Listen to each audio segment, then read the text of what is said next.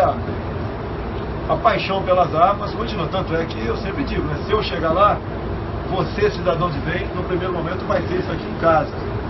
Você, produtor rural, o que depender de mim, vai ter isso aqui também. Cartão de visita para invasor tem que ser cartão de 362. The Founding Fathers didn't call it the right to keep and bear arms the way it's written. They called it the biblical right of self-defense. So the ultimate goal of the Second Amendment is to make sure you can defend yourself against any kind of illegal force that comes against you, whether that's from a neighbor, whether that's from an outsider, or whether that's from your own government. Something that gives the most common man the most uncommon of freedoms. When ordinary hands can possess such an extraordinary instrument, that symbolizes the full measure of human dignity and liberty.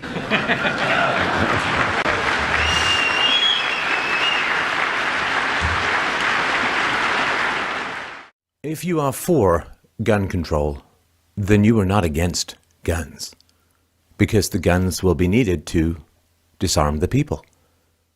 So it's not that you are anti-gun, you'll need the police's guns to take away other people's guns. So you are very pro-gun. You just believe that only the government, which is of course so reliable, honest, moral and virtuous, should be allowed to have guns.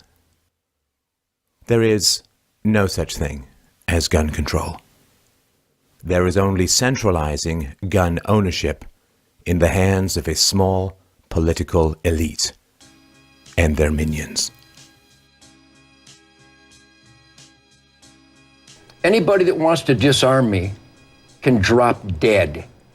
Anybody that wants to make me unarmed and helpless, people that want to literally create the proven places where more innocents are killed, called gun-free zones, we're going to beat you. We're going to vote you out of office or suck on my machine gun. You write this down. 80 people a day die in America from gunshots. And 75 of them to 78 of them, statistics by the Uniform Crime Report by the FBI and the UN Study on Violent Crime, 78 of those 80 are let out of their cages by corrupt judges and prosecutors who know that recidivism is out of control, know that they'll commit the crimes again, and they let them walk through plea bargaining, early release, and program. They still Kiss can't... my ass. Yeah. Where you have the most armed citizens in America, you have the lowest violent crime rate. Where you have the worst gun control, you have the highest crime rate. Peers, choose one. Do you want a lot of crime? We have it. Gun-free zones. Do you want less crime? We have that. More people with concealed weapons permit. Why do you guys resist that statistic? Well, don't say you guys. It's you guys. No. Well, unless you're playing the devil's advocate. I can play any advocate I like. You're it's doing my a fine show. job. Right. You're playing the idiot's advocate here. That's not the idiot's More advocate. guns equals less crime. Period. And the murder rate in Plano, Texas is lower than Belgium. It's lower than it is in every European Western society. Lower, significantly lower. It's a third of Belgium's. What does that tell you? It basically destroys the entire theory on its face. The place that has the most guns in America per capita has the lowest murder rate per capita, and it is lower than it is in these European socialist paradises. So how do you explain that? Well, and even just looking at the time frame over the United States, you're looking from 1994 to 2011, the number of guns, went up from, 170 million to over 300 million, and the homicide rate went down. From 9 per 100,000 to a little under 5. So guns went up significantly, a quarter, a third or so, and the homicide rate went down close to 50%. And it seems to me, this is a bit out there, but this is sort of the logic that I think you could make a case for, that the people who most want guns to be banned are criminals. Because if you want guns to be banned and you can still have them, it means that you can stride through your criminal element. You can prey upon people you know are legally disarmed. It lowers your risks. It lowers the capacity for retaliation. You get to be the cock of the walk, armed to the teeth, because you're already outside the law, so what do you care? It seems to me that the driving force behind the disarmament and also behind the practical disarmament of the police through the Ferguson effect, right? I mean, where the police end up intervening less in and policing less in difficult communities, which results in higher crime rates. We've seen a reintroduction of higher homicide rates and crime rates and so on as the Ferguson effect has taken hold.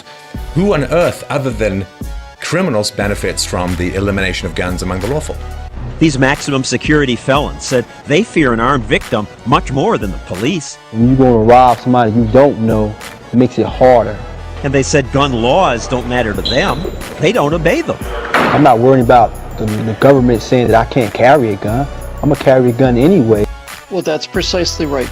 If you have any kind of a gun control law passed, up to and including, turning them in, the only people that are going to do that are the people who follow the law. Give us your fucking jewelry and your Netflix password! I would love to comply, but in the state of California, all of those firearms are illegal. Oh my gosh, I am so sorry. I did not mean to bring an illegal firearm into your Another ridiculous thing, because it all comes down from all these dragnet shows we watch, right? I mean, people still think, many people on the left, many people in general still think that the police prevent crimes. They don't prevent crime. They investigate crimes.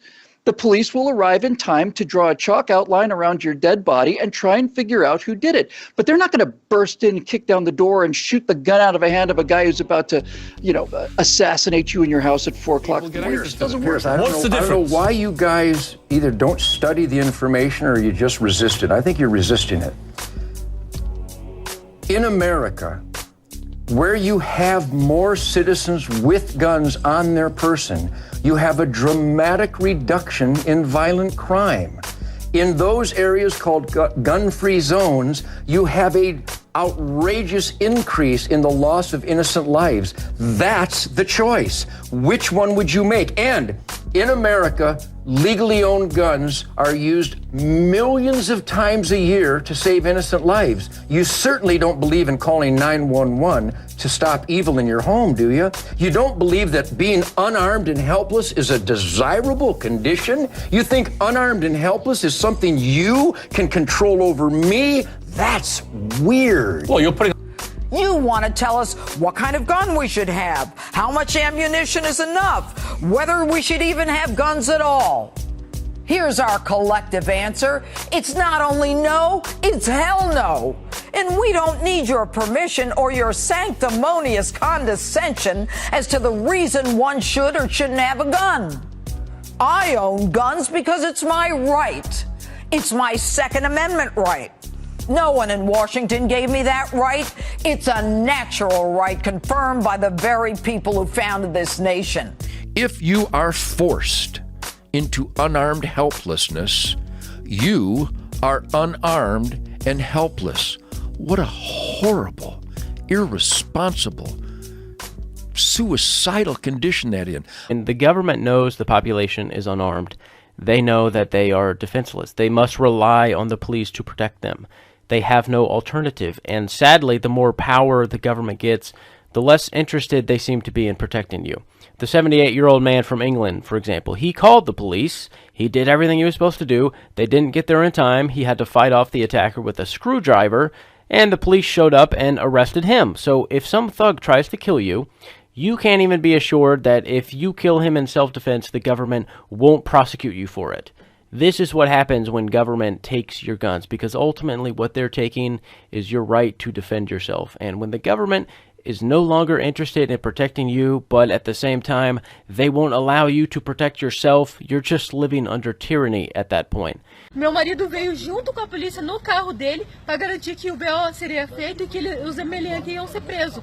Só que os meliantes foram soltos, o meu marido tá preso ainda. Ele foi cuidar da integridade da família dele. Agora o meu marido tá ali preso, algemado pelas mãos e pelas pernas, como se fosse um ladrão. E o ladrão tava solto, que entrou pela terceira vez na minha casa só hoje, gente. Pelo amor de Deus, cadê a justiça? Eu quero justiça, eu quero meu marido solto, pelo amor de Deus. Que é isso? Nós precisamos de um debate para saber se isso deve continuar, se esta forma deve continuar sendo a forma de ação, ou se ela deve mudar. E para mudar, nós temos que desarmar uma das partes. Não podemos desarmar os criminosos, que nós desarmemos os militares. Não podemos desarmar os criminosos, que nós desarmemos os militares. Não podemos desarmar os criminosos, que nós desarmemos os militares. Eu vou ter que pedir a paciência. Esses canalhas, ok? Tentam, com esse tipo de política, aumentar o número de mortes de inocentes em nosso país. E nós queremos diminuir o número de mortes de inocentes e, se for o caso, aumentar o número de mortes de bandidos. The real intent of the left and the Democrat and the anti-gun crowd is not for reduced violence and reducing amounts of mass shootings.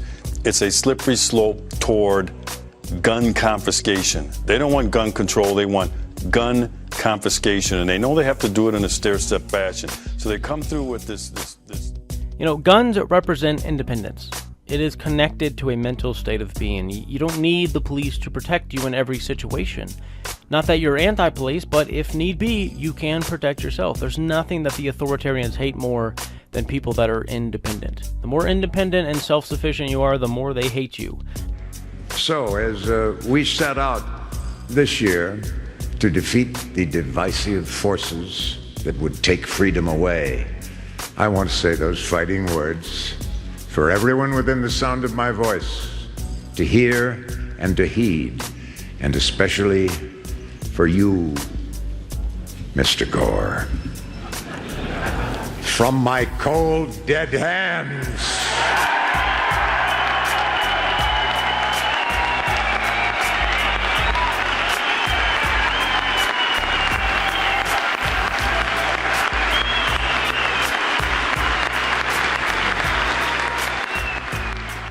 Nós estamos aí perseverando. Eu acredito que o povo, a mobilização da população pode reverter isso. Fosse votado agora, nós iríamos perder o decreto das armas. A maioria hoje quer derrubar o decreto. Até terça-feira depende de cada um de vocês. Um abraço a todos.